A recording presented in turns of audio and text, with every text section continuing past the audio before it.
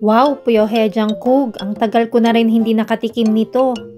Pagkakain ka ng Pyeongjangkuk sa mga resto, ito yung mga panchan mo, kaktugi, kimchi, at syempre hindi yan mawawala. Heto naman ay kanjang na may wasabi, at wala nang iba, yun lang. At ang Pyeongjangkuk ay pork. Ito ang paboritong kainin ng mga nakainom sa gabi. Medyo spicy kasi to kaya nakakagising ng dugo.